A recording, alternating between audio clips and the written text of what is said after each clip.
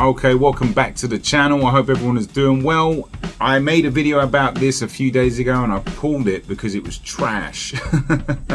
I watched it back, I was like, nah, that's not very good, I've got to do it again. So plus I wanted to highlight and talk a little bit more in more detail about the main part of the video and maybe pull some footage up, and that's about Devin Haney's jab. But if you didn't see that, it's all good, you didn't miss much. But 20th of May, this fight is rumored to be, you know, almost over the line. Devin Haney versus Lomachenko for the undisputed lightweight title.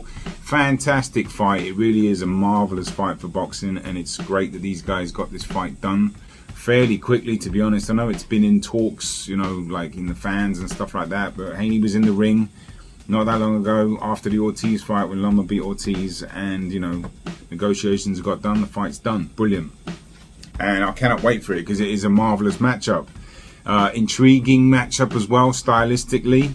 Let's talk about that because I was in that video that I pulled was talking about Devin Haney. His only fight against Southpaw was against Diaz. Now, yes, he won, although it wasn't one of his clearer wins. He did definitely win that fight, but he certainly struggled landing that jab.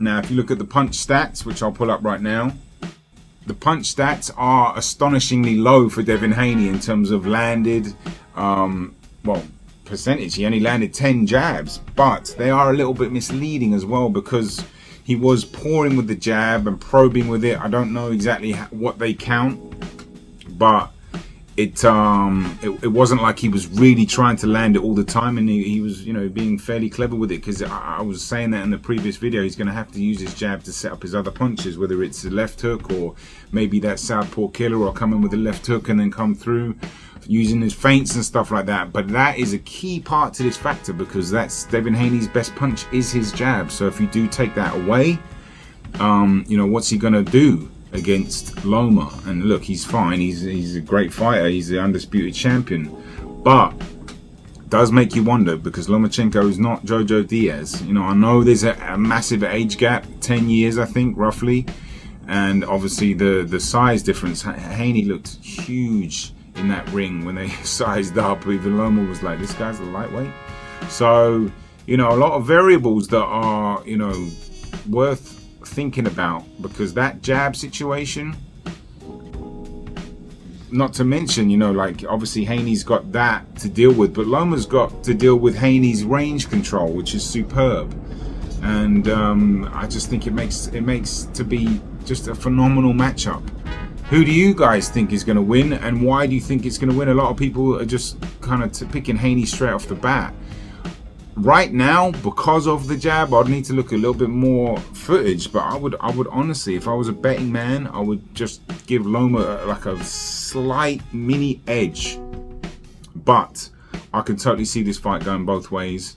I can totally see a Devin Haney win. I think the fight will be really razor close, and you know, it could be just like the difference between one or two clean punches, which it usually is anyway, but like in close fights, those clean, effective punches that get landed, whether it's, you know, whatever. I wonder how Haney's going to deal with Loma's movement. Like I said, his range control is excellent, so he's going to be neutralizing that whilst Loma's neutralizing Haney's jab. It could be a very technical fight, to be honest with you. One other question I have is, you know, down the stretch when the fight's on the line, we know Loma's already kind of got the engine to do that. Not to say Haney doesn't, but I'm wondering if, like, if it is close in the championship rounds, and you know, which fighter needs to dig a little bit deeper. That's another question. I think that could be, you know, certainly something in play when it gets down and it's like 5-5 or something like that, or 6-4, whatever it is, and the fight's on the line. Who's going to be able to turn it up? We've seen Loma turn it up. I know he lost against T.O., but he certainly turned it up in the second half of the fight when he needed to. He turned it up against Ortiz as well. Haney, to be fair to him, hasn't necessarily even really needed to, which is a testament to how good he is. But he's probably going to have to do something down the stretch, I would imagine, against Loma.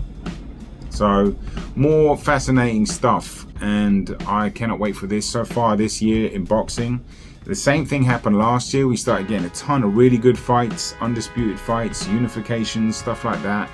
And the back end didn't end up too well. But so far, so good. It's great. Big fights are getting made. We got some big fights on the horizon. We got some big fights this coming, or tomorrow. Smith and Eubank. We got next week Yard and Beterbiev, and then we're getting these big fights made. It's brilliant. Boxing's in a good place. The biggest fights need to get made for it to be really good.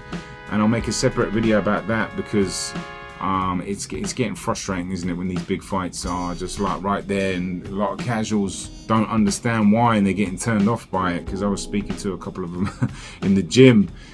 This kid that I train, he's just like, he just couldn't understand why the fights aren't getting made. Because like, in what sport do you have where two top athletes don't fight each other, or don't compete against each other, or two top teams? It's unheard of. But anyway, that's it from me. This is hopefully a much better video than the first one. Shout out to anybody that watched this twice. Thanks a lot. Hit a comment in the comment section if you have any thoughts on this fight. Hit the like button if you enjoyed the video. Have a great week and do whatever you do. I'll see you soon.